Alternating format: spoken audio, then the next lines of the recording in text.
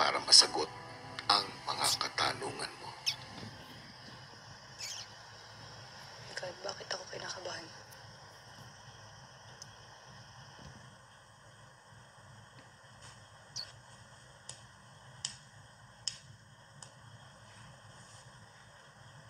Hey Aki, kumusta ka na? Mga gusto ko lang sabihin, ito yung totoong naramdaman ko.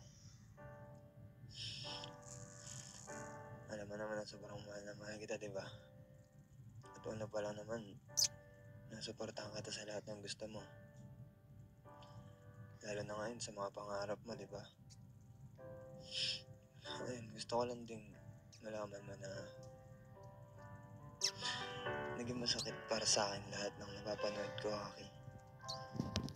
Basta hindi naging madali sana. Pinaglaban ko yung nararamdaman ko hanggang kaya ko hanggang sa dumating yung pagkakataon na kinailangan ko ng taong masasabihin ng lahat na nararamdaman ko. Inamin ko nagkamali ako at nadala ko sa kung ano man yung napapanood ko.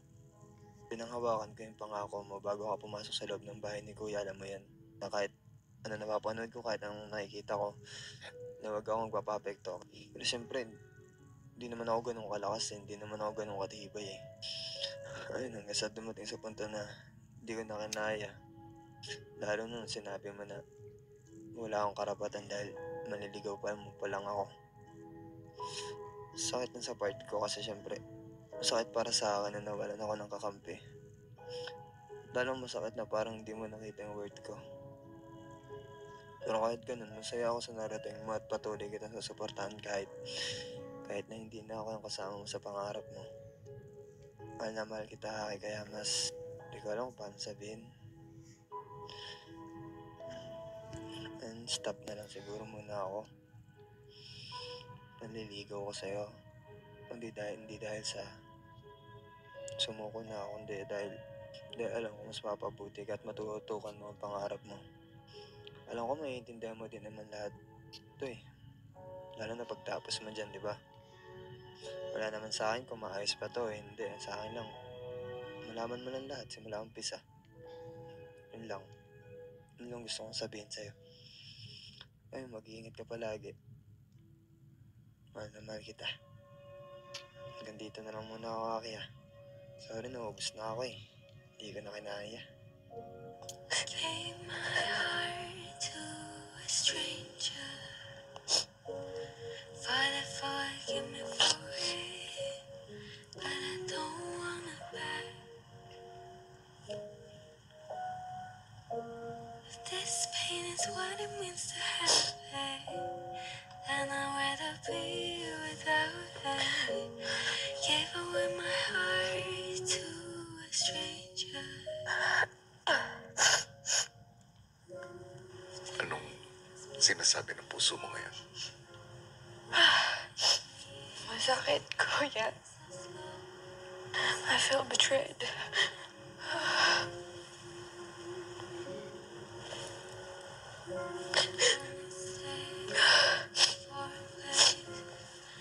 Hindi naman siguro. Ay, naiiyak na talaga ng sobrang babae na to. Hindi naman siguro. Sinabi ko na porket manliligaw walang karapatan. Hindi naman siguro. Hindi ko naman siya iniwan, Kuya. Hindi naman porket sinabi ko yun is wala na kagad siya kakampi.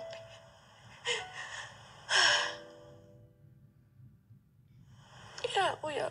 It's really masakit. Kasi all this time, akala ko ako pa din.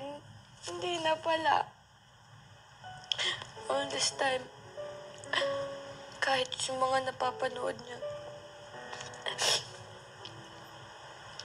And hindi ko alam, Kuya, kung anong mangyayari na.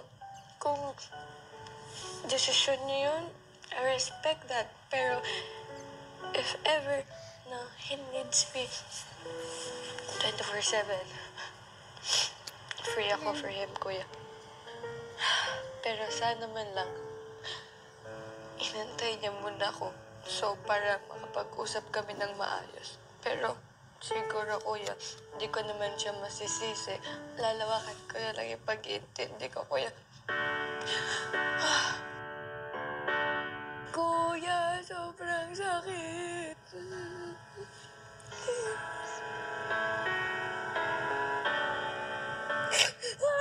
Diyos ko. OA ka, bakla. Super sakit, kuya. I hope that you think of me. Para akong sinaksak ng madaming kutsilyo sa likod. Pero, alam ko naman, kuya, na naging mahirap sa kanya. And naiintindihan ko yun. Hindi naman siya aabot sa ganyang desisyon kung hindi siya nahirapan, kuya. Marahil, Fiang, ang hiniling mong kasinungalingan ang pinakamasakit na katotohanan na narinig mo ngayon. Kailangan mo ng oras. Oras para gamutin ang sugat. It takes time to heal. Pero it's not bad to acknowledge what you feel at the moment. I hope that you think of me. See my face in strangers in the street.